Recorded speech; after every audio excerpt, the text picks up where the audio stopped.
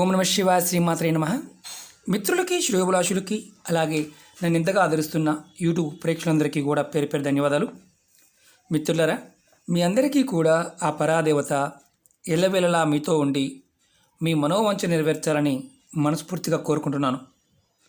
ఈరోజు మనం ఒక అద్భుతమైన ఉపాయాన్ని తెలుసుకుందాం. మన పూర్వీకులు, మన పెద్దలు, మన సనాతన ధర్మంలో కొన్ని వస్తువులు, కొన్ని పదార్థాలు, ఆహార పదార్థాలు కానీ వస్తువులు కానీ తెలియక కానీ తెలిసి కానీ కొన్ని దానం చేయకూడదు, అలాగే ఫ్రీగా కూడా ఇవ్వకూడదు. అలాంటి వస్తువులు ఏంటి? మన ఇంట్లో మనం చేసే చిన్న చిన్న తప్పుల వల్ల మనం ఎదుర్కొనే సమస్యలు ఎలా ఉంటాయి, ఎటువంటి సమస్యలు వస్తాయి, దానివల్ల జరిగే ఇబ్బందులు ఏంటో ఈరోజు తెలుసుకుందాం. ఇప్పుడు నేను చెప్పబోయే వస్తువులు కొన్ని, అంటే ఒక 5 పదార్థాలు అనుకోండి. తెలిసి కానీ తెలియక కానీ అప్పుగా కానీ దానంగా కానీ ఇవ్వవద్దు. ఒకవేళ చేయటం వల్ల కలిగే నష్టాలు ఎలా ఉంటాయో కూడా చెప్తాను. శాస్త్రం ఏం చెప్తుందంటే, ఆ వస్తువులు ఇవ్వటం వల్ల, దానం చేయటం వల్ల లక్ష్మి ఇంటి నుండి వెళ్ళిపోతుంది. అంటే లక్ష్మి వెళ్ళిపోవడం అంటే ఏంటంటే, మీకు ధన రాబడి సంబంధించిన విషయాల్లో మీకు అనుకోకుండా ఎదురు దెబ్బలు తగులుతాయి. చిత్రంగా అనిపించవచ్చు, కానీ నేను ఈ వీడియో చెప్పిన తర్వాత ఈ వీడియో మీరు చూస్తూ ఉన్నప్పుడు మీకు మీ నానమ్మలు, అమ్మమ్మలు, మీ పూర్వులు ఎవరైతే ఉన్నారో వారు చెప్పే మాటలు ఖచ్చితంగా మీకు అర్థమవుతాయి. మనం ఎవరైనా సరే జీవితంలో ఎదగాలనుకుంటాం. ఆర్థికంగా, సామాజికంగా మనం ఉన్నతమైన స్థానాల్లోకి రావాలి అనుకుంటాం. విద్యాపరంగా కూడా, అంటే అన్ని రకాలుగా ఒక ఉన్నతమైన స్థానంలోకి రావాలనుకుంటాం. మన జీవనంలో కొన్ని అలవాట్లు మనని ఒక ఉన్నతమైన స్థానానికి తీసుకువెళ్ళడానికి మెట్లుగా ఏర్పడతాయి. మన పూర్వీకులు వారి యొక్క అలవాట్ల ద్వారా, వారు కొన్ని సందర్భాల్లో వారు చేసిన పనుల వల్ల ఆ కుటుంబం ఆర్థికంగా, సామాజికంగా నిలదొక్కునేవారు. అవేంటో మీ ముందు ఉన్న పదార్థాలు పాయింట్ టు పాయింట్ వివరిస్తాను. స్కిప్ చేయకుండా చూడండి. మీకు ఇది అద్భుతంగా మీ జీవితంలో ఉపయోగపడుతుంది. ఎన్ని చేసినా మనకి ఒక్కొక్కసారి కలిసి రావడం లేదన్నప్పుడు కొన్ని స్వతప్పిదాలు అంటాం. అంటే మనంతటకు మనంగా కొన్ని తెలియక చేసే తప్పులు, వాటి వల్ల కూడా మనకి కలిసి రాదు. అలాగే మీకు ఈ వీడియో నచ్చినట్లయితే లైక్ చేయండి, నా ఛానల్ సబ్స్క్రైబ్ చేసుకోండి, గంట సింబల్ని యాక్టివేట్ చేసుకోండి, 10 మంది మిత్రులకి షేర్ చేయండి. అనేక రకాలైన సమస్యల మీద వీడియోలు చేయడం జరిగింది. నా వీడియోస్లోకి వెళ్ళండి, మీరు ఆచరించగలిగేదాన్ని ప్రయత్నం చేయండి. అర్థం కాకపోతే 1-2 సార్లు చూడండి. అప్పటికీ అర్థం కాకపోతే ఆ పరిహారం చేయటం మానేయండి, వేరే పరిహారాన్ని ప్రయత్నం చేయండి. కొంతమంది చేస్తూ ఉంటారు, సగం చేస్తారు, వదిలేస్తారు. విధి విధానాన్ని ఎప్పుడూ కూడా తూచా తప్పకుండా పాటించినప్పుడు మాత్రమే ఈ తాంత్రిక ఉపాయాలు పనిచేస్తాయి. అలా కాకుండా సబ్స్టిట్యూట్గా ఆలోచిస్తే ఏమీ పనిచేయవు.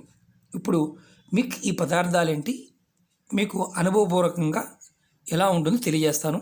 జాగ్రత్తగా వినండి, స్కిప్ చేయొద్దు. దానం ఇవ్వడం అనేది మనకి సహజంగా పురాతన కాలం నుండి వస్తున్న అలవాటు. దానం చేయటం వల్ల అనేక గ్రహబాధలు, అలాగే శాపాలు, పాపాల నుంచి కూడా విముక్తి కలుగుతుందని మనం వింటూ ఉంటాం. శాస్త్రాల్లో కూడా అదే ఉంది.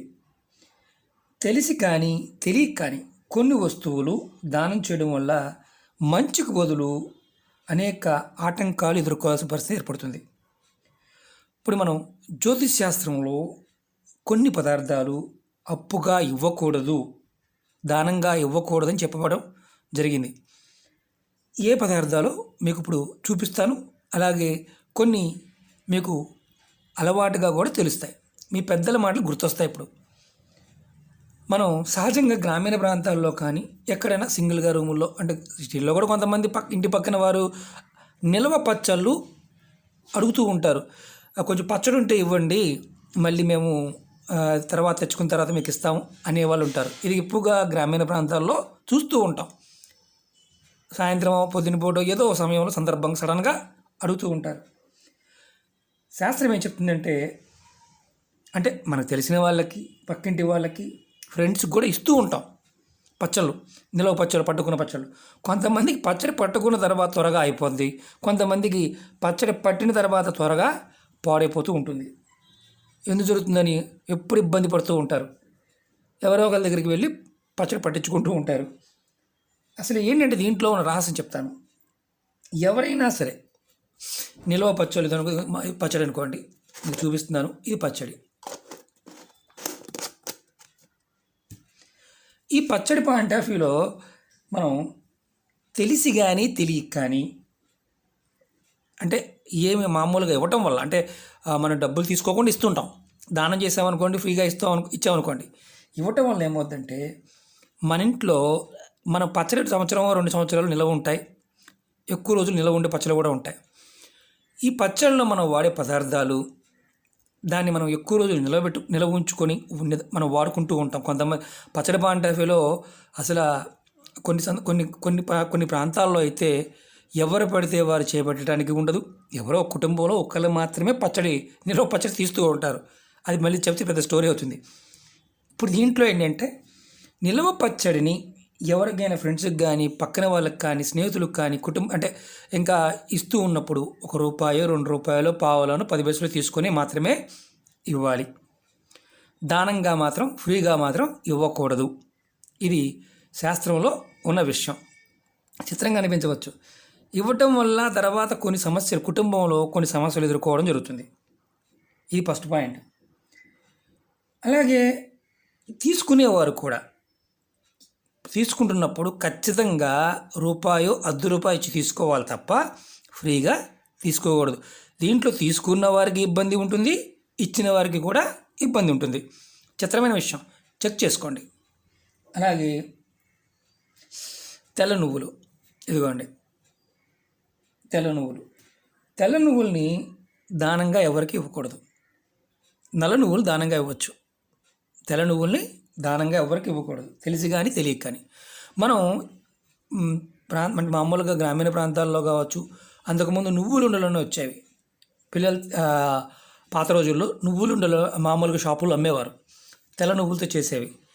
అంటే ఆరోగ్యానికి మంచి బలంగా ఉంటుంది, బోన్ అంటే డెన్సిటీ పెరుగుతుంది. అలా బెల్లంతో చేసి వాడేవారు. మామూలుగా ఎవరైనా సరే తెల్ల నువ్వులతో చేసిన పదార్థాలు కూడా దానంగా ఇవ్వద్దు. ₹1-2 తీసుకుని కొనుక్కోవాలి.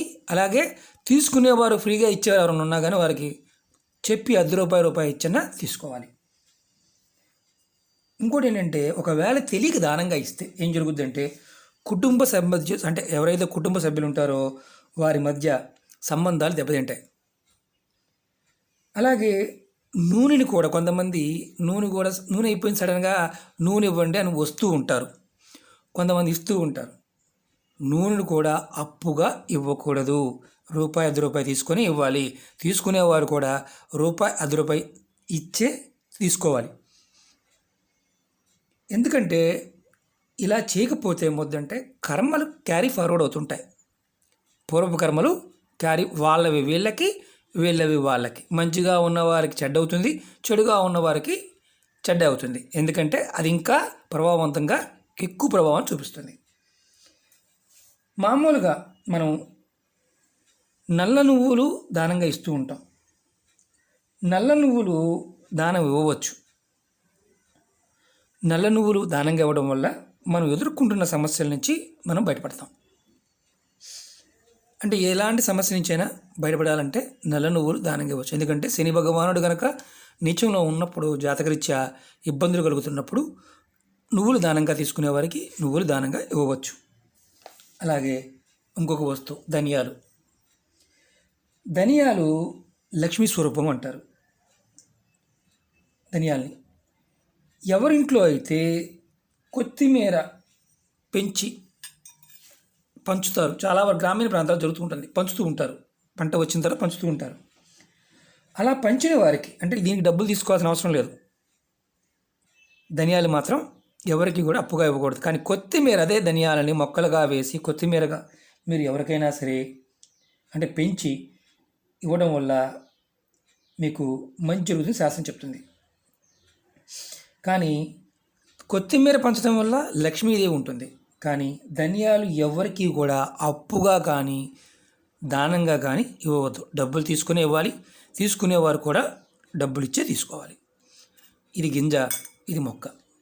తేడా చూడండి, రెండింటికి తేడా ఉంది. శాస్త్రం అంటే ఏది తీసుకున్నా దాని యొక్క విధానాన్ని చెప్తారు. అదే కొత్తిమీర కనుక మీరు ఎవరికైనా ఇచ్చినా చాలామంది పంచుతూ ఉంటారు, వారికి లక్ష్మీ కటాక్షం కలుగుతుంది శాస్త్రం చెప్తుంది. కానీ ధనియాలు మాత్రం ఎవరికి ఇవ్వకూడదు. అలాగే పెరుగు, చాలామంది గ్రామీణ ప్రాంతాల్లో కావచ్చు తోడు కోసం పెరుగుని వస్తుంటారు.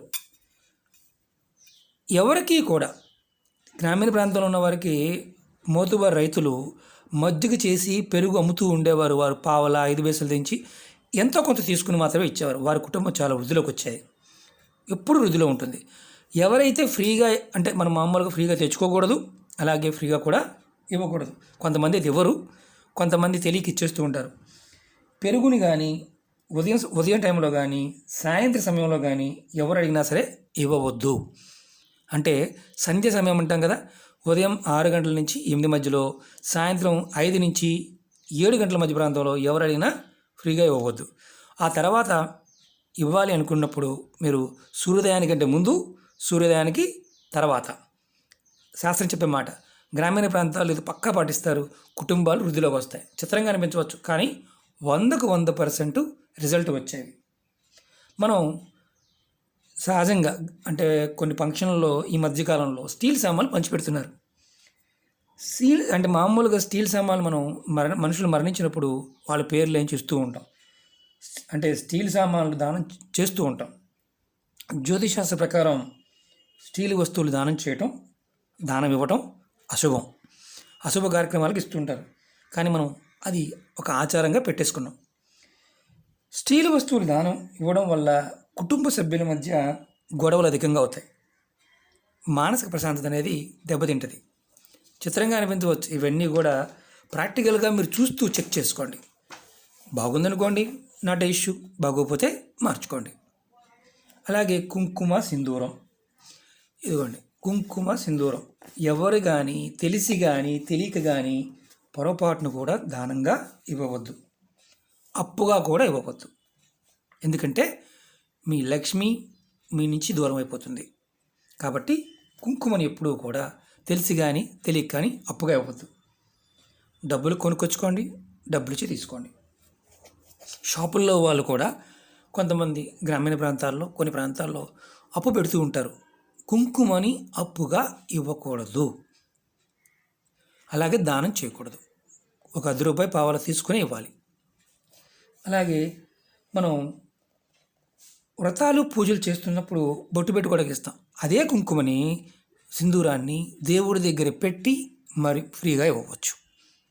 విచిత్రంగా ఉంది కదా, దేవుడి దగ్గర పెట్టి ఫ్రీగా ఇవ్వవచ్చు. కానీ కొనుక్కున్నప్పుడు కానీ డైరెక్ట్గా ఇచ్చేటప్పుడు మాత్రం ఎవరికి కూడా దానంగా ఇవ్వద్దు. అలాగే చీపుర్లు కూడా గ్రామీణ ప్రాంతాల్లో కానీ కొన్ని ప్రాంతాల్లో చీపుర్లు అడుగుతూ ఉంటారు. ఈ చీపురు మాది మండిపోయింది, అరిగిపోయింది, మీ చీపురు ఇస్తారని అడుగుతూ ఉంటారు. ఇలాంటివి కూడా మీరు అంటే ఫ్రీగా ఇవ్వకూడదు, అలాగే చీపురు దానంగా ఇవ్వకూడదు. గుడికి మాత్రమే చీపురు దానంగా ఇవ్వాలి. అలాగే పక్కింటి వారికో ఎదురింటి వారికో ఫ్రెండ్స్కి పొరపాటున చీపురు ఇవాళ నా చీపురు వాడుకో, రేపు నీ చీపురు నాకు ఇవ్వు అని దానంగా తీసుకోకూడదు. మీరు అనుకోవచ్చు ఇలాంటి వారు కూడా ఉంటారా అని. సమాజంలో అందరూ ఉంటారు. చిత్రంగా అనిపించవచ్చు. కొన్ని కలిసి రాకపోవడానికి బలమైన కారణాలు మన పెద్దలు మన రోజు రెగ్యులర్గా వాడే వస్తువుల్లోనే ఇంత శక్తి దాగి ఉందని చెప్తూ ఉంటారు. ఇలాంటివి ఏదన్నా మీరు చేస్తూ ఉంటే మార్చుకోవడానికి ప్రయత్నం చేయండి. ఖచ్చితంగా మీకు అద్భుతమైన మార్పులు వస్తాయి. అలాగే మీకు లక్ష్మీ కటాక్షం కూడా కలుగుతుంది. ఈ వీడియో నచ్చినట్టు లైక్ చేయండి, నా ఛానల్ సబ్స్క్రైబ్ చేసుకోండి, గంట సింబల్ యాక్టివేట్ చేసుకోండి, 10 మంది మిత్రులకి షేర్ చేయండి మీకు నచ్చితేనే. ఓం నమః శివాయ, శ్రీమాత్రే నమః.